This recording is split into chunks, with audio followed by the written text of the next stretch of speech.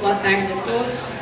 Dando prosseguimento então ao fórum e abrindo o bloco 4 do treinamento em práticas futuras, nós vamos ter a 7ª palestra intitulada Intervenção Social, proferida pelo Tiago Essado, promotor de justiça, mestre em Direito Público, autor da obra O Princípio da Proporcionalidade do Direito Penal, participa do movimento espírita desde os períodos de evangelização e mocidade, fundador do Grupo Espírita de Estudos Jurídicos, professor Fernando Ortiz, em Franca, fundador e presidente da AGE-SP, Associação Jurídico Espírita do Estado de São Paulo. Boa tarde a todos. Boa tarde. É uma grande alegria estar com vocês nesta reunião, compartilhando desses momentos de estudo, de reflexão, em torno da doutrina espírita, do movimento espírita, mais especialmente e sobretudo em torno de nós próprios. E eu resolvi falar desta posição, porque como vamos falar sobre intervenção social à luz da doutrina espírita, nós estamos aqui ao lado da bandeira do Brasil, do Estado de São Paulo, Ribeirão, então com certeza ficamos mais protegidos para falar sobre esse tema. Qual seria a razão de existir intervenção social? Em linhas gerais, o que significa intervenção social? E aqui nós poderíamos trazer como exemplo, talvez o exemplo de maior intervenção social na esfera humana, a existência da lei. Diz a Constituição Federal que ninguém é obrigado a fazer ou deixar de fazer alguma coisa, senão em virtude de lei. Em outras palavras, nós, espíritos imortais, na condição de encarnados neste atual momento, só temos que fazer ou deixar de fazer algo de modo compulsório, se a lei assim determinar. Em outras palavras, nós conseguimos enxergar que a lei intervém na relação entre os indivíduos e na própria conduta individual e coletiva.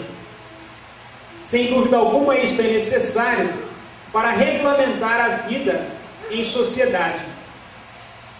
Do contrário, teríamos uma sociedade em que necessariamente prevaleceria a desordem, prevaleceria um desequilíbrio extremo, a ponto de, com certeza, ser impossível a vida em sociedade. E quando nós falamos que a lei é o maior exemplo de intervenção social, nós temos em mente a existência de um sistema, de uma entidade denominada Estado, que está estritamente vinculado à lei nos tempos modernos. O Estado, ao contrário de um tempo atrás, atualmente, ele é atrelado à lei. O administrador público, o legislador, só pode fazer, em tese, obviamente, o que a lei determina. E isso é muito interessante, porque, de uma certa forma, vamos delineando a sociedade em que vivemos, em razão dessas instâncias de interferência social. E o Estado se compõe, todos nós sabemos, do Poder Judiciário, Legislativo, Executivo, e hoje já avançamos também, agregando ao Estado entidades do terceiro setor, não governamentais, mas que de uma certa forma prestam serviços de relevância social. E aqui, necessariamente, temos que incluir todos nós, enquanto cidadãos, enquanto inseridos em sociedades desta natureza. Infelizmente, assistimos atônitos, por meio dos noticiários do dia a dia, uma atitude de degradação moral por meio de pessoas que se acham, de certa forma, vinculadas às entidades estatais. E aqui me recordo a uma das questões que foram levantadas no módulo anterior: por qual razão, o tema evidentemente era outro, mas serve de exemplo, por qual razão ainda existe o personalismo na casa espírita? E a resposta, ela é curta e simples: porque nós somos personalistas. Por qual razão existe a corrupção no seio das engrenagens estatais? Porque, evidentemente, que essa fraqueza moral ainda existe no ser humano. Daí a necessidade de enxergarmos uma finalidade neste assunto, intervenção social, e verificarmos qual o papel da doutrina espírita, do movimento espírita e nosso, enquanto cidadãos inseridos nesse contexto. Diante, pois, desta flagelação moral, a intervenção social se faz sim necessária. E por quê? Para superar as desigualdades lesivas e prejudiciais. Para superar aquele desequilíbrio entre o fraco e o forte, entre o rico e o pobre, entre o mais dotado e o menos dotado, e permitir, na medida do possível, uma justiça mais equilibrada. Esta, com certeza, uma finalidade sob o ponto de vista humano. E a lei tem essa finalidade. Vemos a lei proteger a criança e o adolescente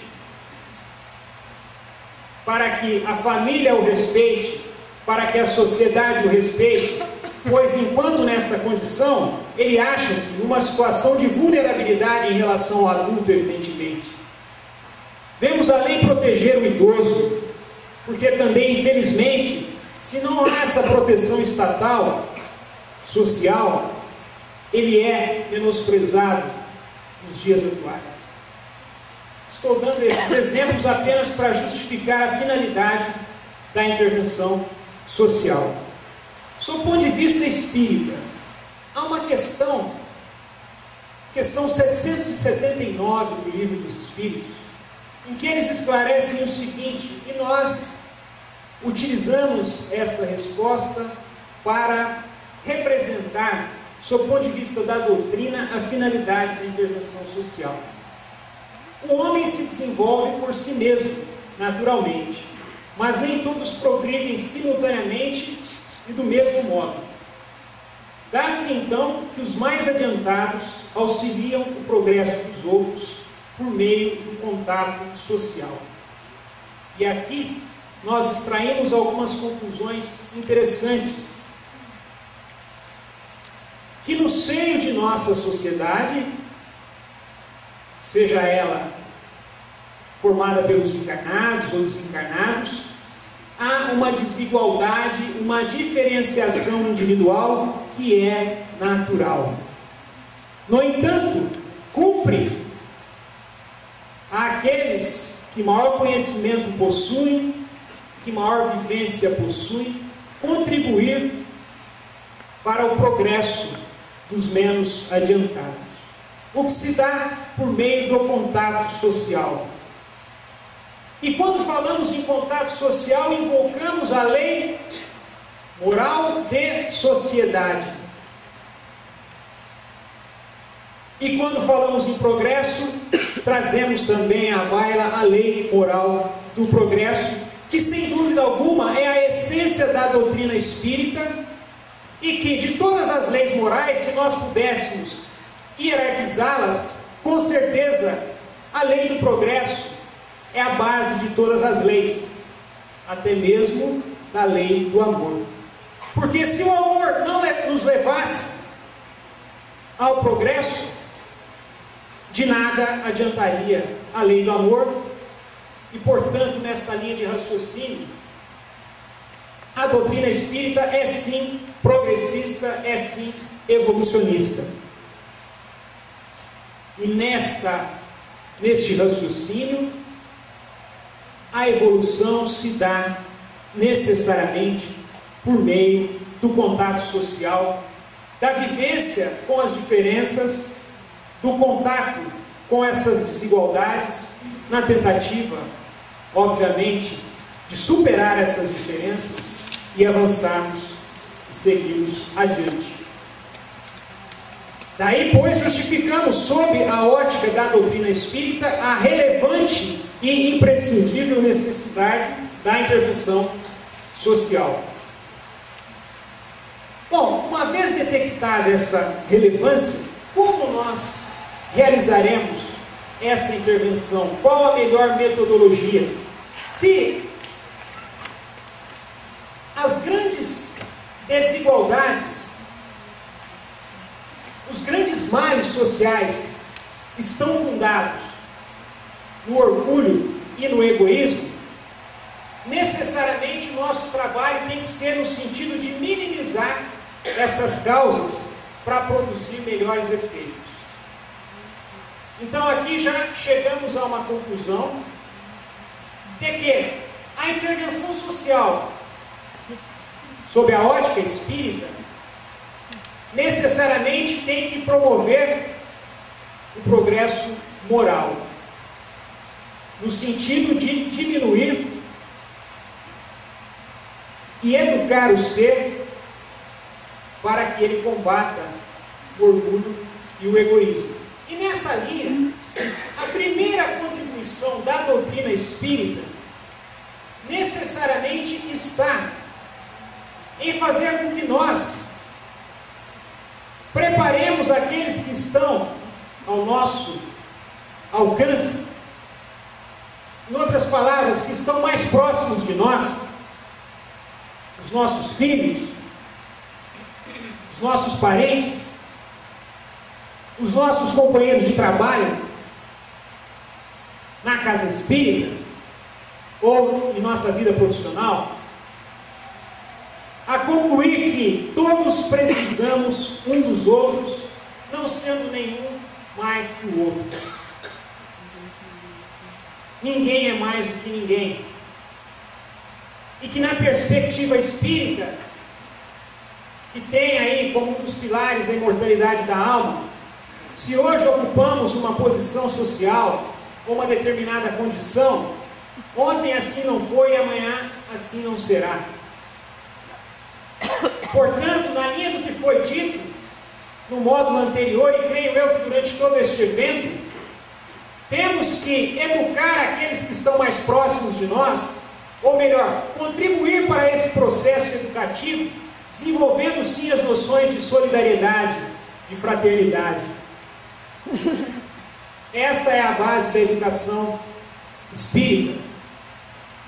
Portanto, neste processo educativo, e já dando uma contribuição para a sociedade, nela intervindo direto e indiretamente, combatemos o orgulho e o egoísmo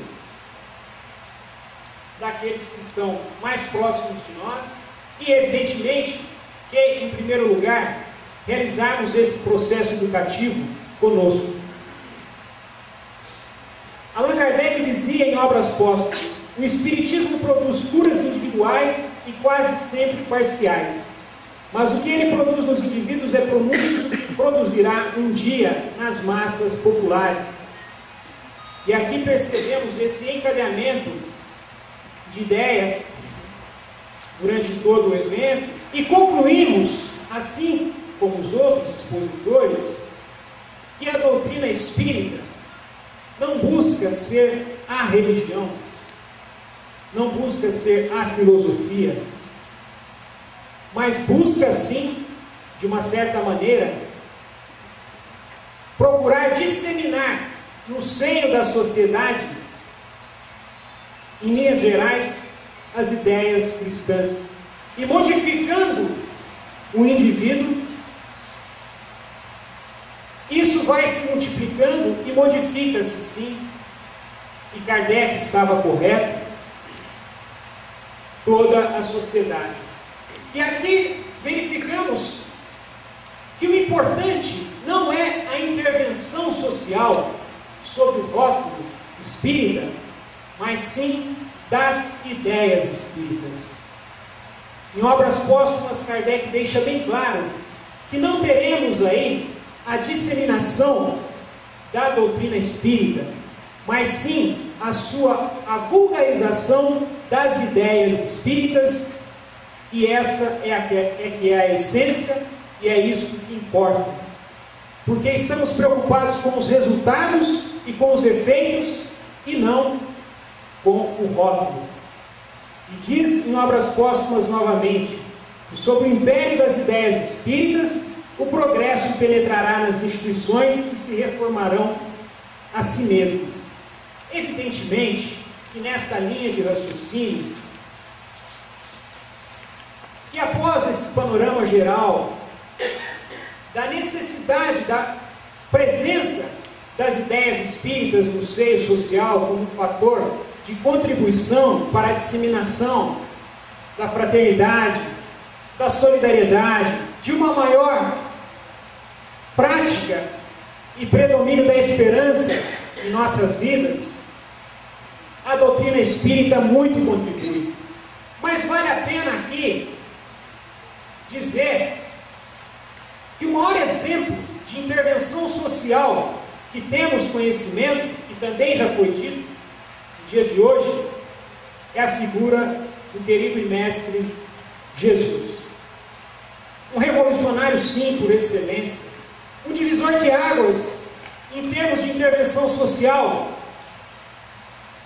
visando a vida espiritual, trazendo à humanidade, num momento tão conturbado, a crença da igualdade, valorizando a mulher, valorizando aqueles que não eram considerados como ser humano à época e não eram dotados de direitos.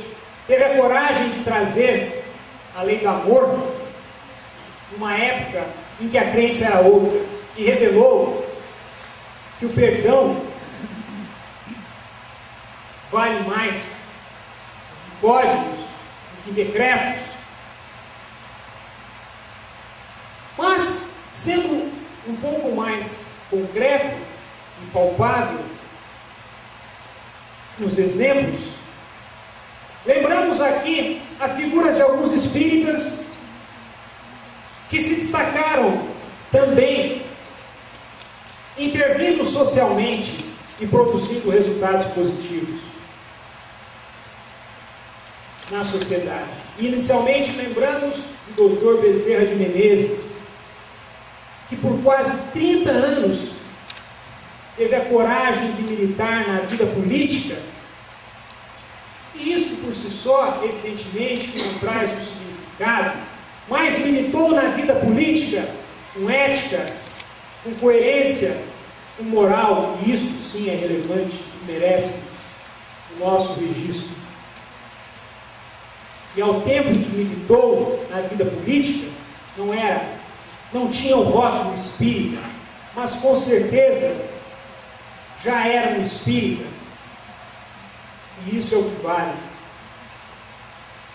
Mais próximo de nós, em Sacramento, trazemos aqui um exemplo do professor Eurípides Barçanufo, que se tornou espírita, formalmente falando, conheceu a doutrina espírita entre 1903 e 1904, e de 1907 a 1912 foi vereador de Sacramento, e trouxe modificações profundas para aquela pequena comunidade. Mais adiante, e já um pouco mais próximo de nós, discípulo de Eurípides Barçanufo, foi seu aluno em Sacramento, no orfanato, Tomás Novelino Francano, que desencarnou há pouco, foi médico, e dedicou toda a sua vida, além da medicina, à educação. Fundou ali o Educandário Pestalozzi, hoje mantido pela Fundação Educandário Pestalozzi, uma escola onde tive a graça de estudar do pré até a conclusão do ensino médio.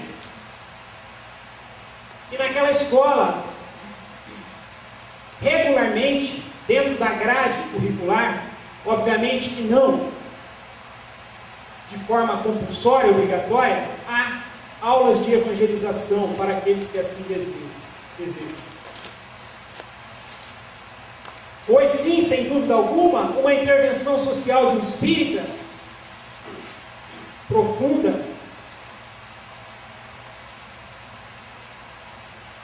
Além da escola,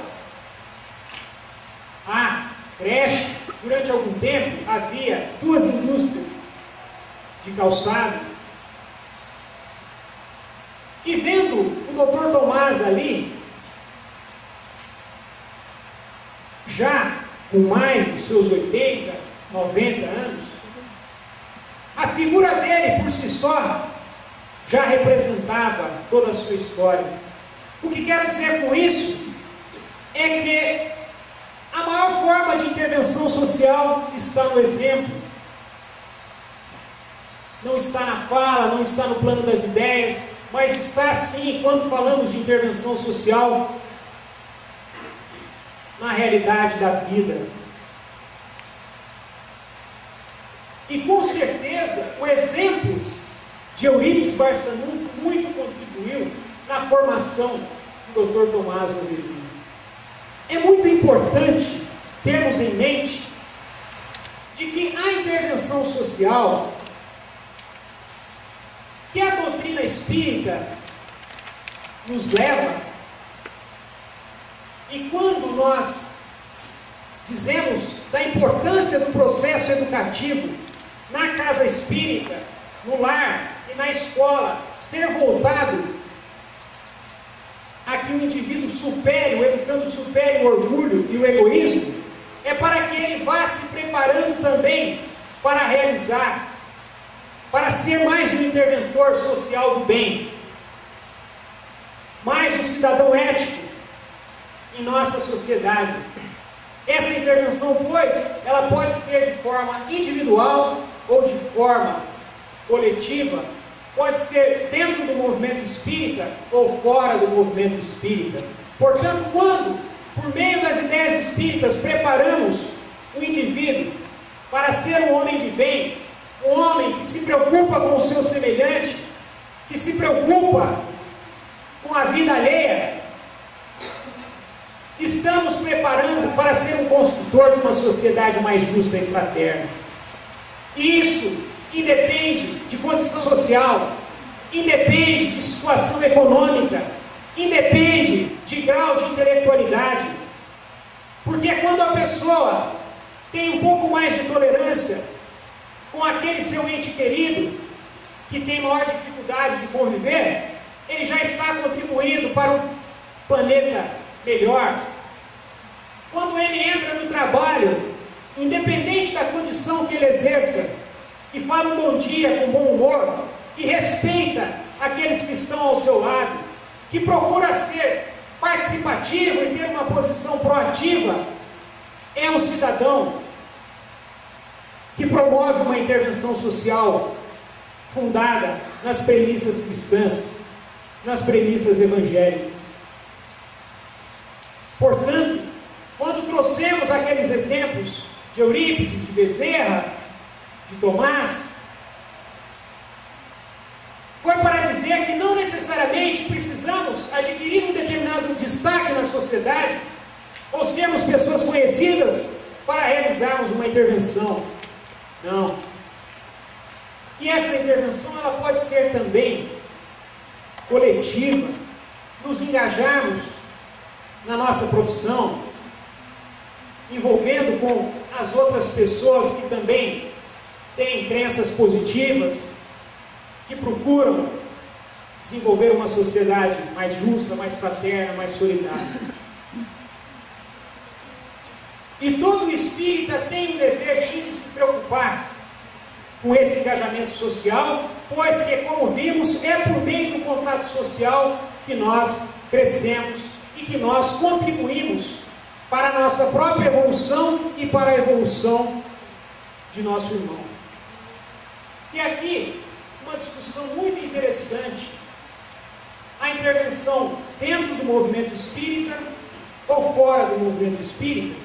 E gostaria de fazer um parênteses, até por conta de algumas expressões que evidentemente foram aqui utilizadas num contexto exemplificativo e não foi a intenção serem ditas para que fossem interpretadas ao pé da letra, mas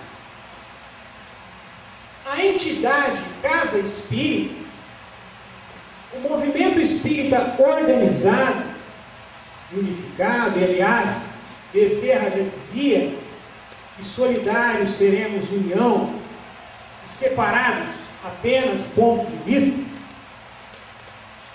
Sob o ponto de vista legal, para termos alguns direitos em relação à nossa lei humana, há necessidade sim para que atuemos de forma eficiente e eficaz, e essa intervenção seja feita por meio de uma pessoa jurídica, que tenha representatividade em relação a qualquer segmento que seja, algumas vezes no âmbito municipal, estadual e outras no âmbito nacional.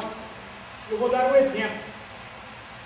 Como foi dito aí na nossa apresentação, nós ocupamos a presidência da Associação Jurídico Espírita do Estado de São Paulo. Foi fundada o ano passado e estamos, juntamente com outros colegas, à frente desta entidade estadual. O ano passado estava, e ainda está, e ainda permanece em discussão no Supremo Tribunal Federal, a questão da possibilidade de se realizar o aborto no caso do anencefalo. Tramita no Supremo Tribunal Federal uma ação constitucional cujo fim é que o médico, com a autorização da gestante, possa, independente de qualquer controle estatal, realizar o aborto no caso do feto anencefálico. Questão que vai necessariamente ao encontro de um dos princípios maiores da doutrina espírita, que é a vida. Necessariamente há de ter um pronunciamento do movimento espírita em relação a essa questão. Diz o Livro dos Espíritos que o mal predomina porque os maus são audaciosos, enquanto os bons são tímidos. Temos, pois, o dever de participarmos na sociedade.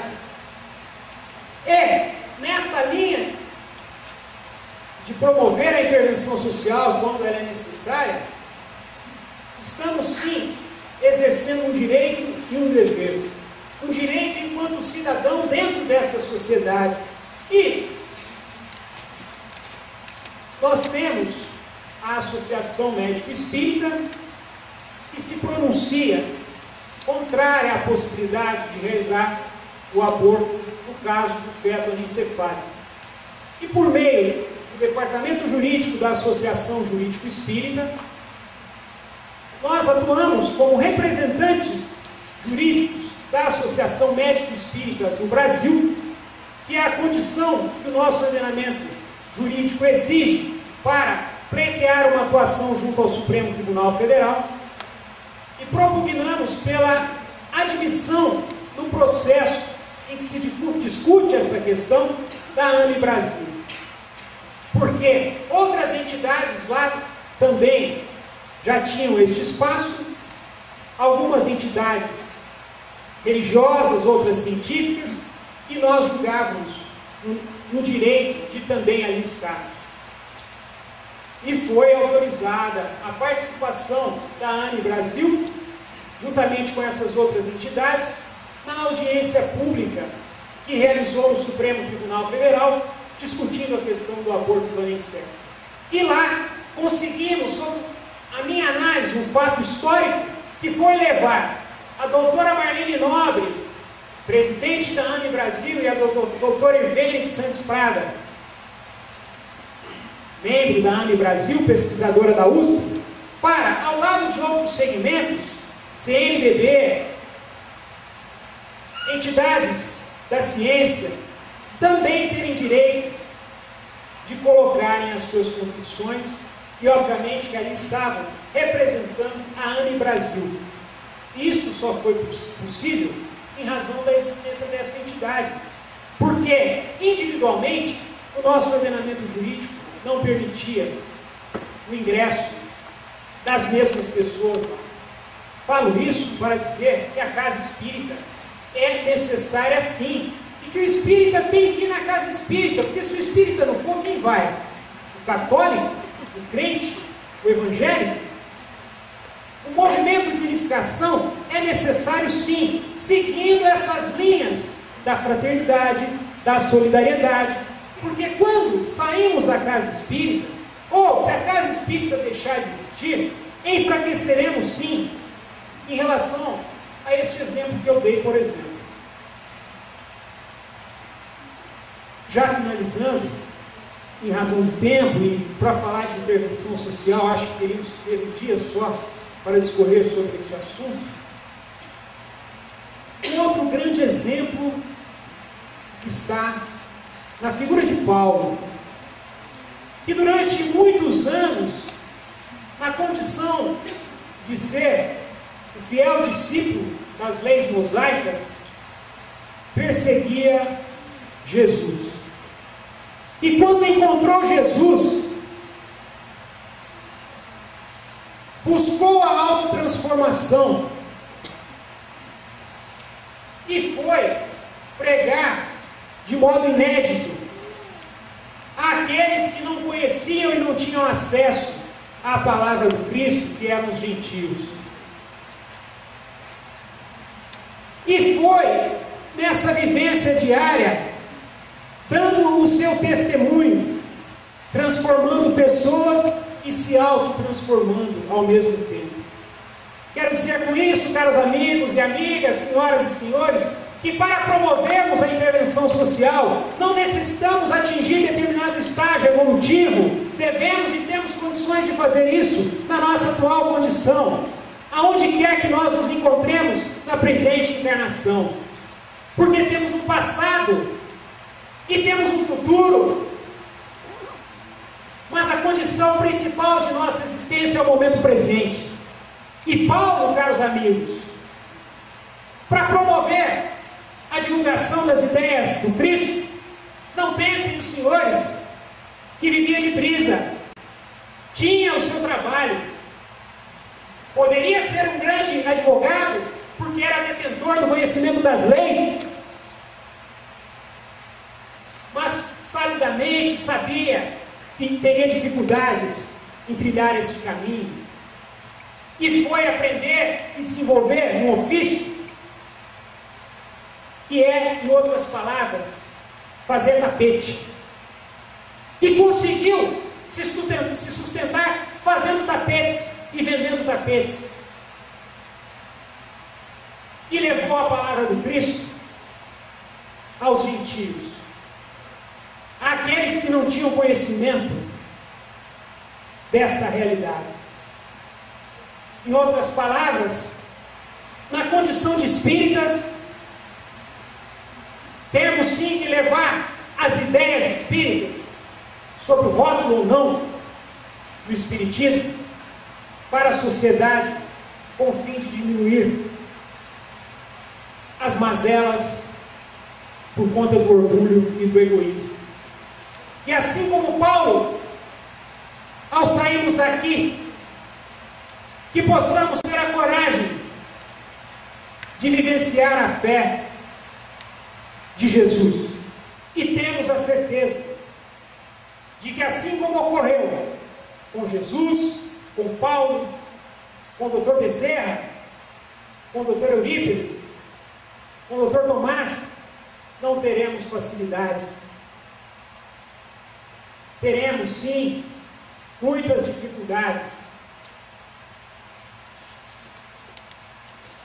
E se não estivermos convictos desta realidade e dispostos a corrigir as distorções em nossas próprias casas, tudo ficará mais difícil. Mas guardemos a certeza de que com a vontade e a esperança e muito trabalho, a intervenção social se realiza. Em nome de Jesus. Muito obrigado.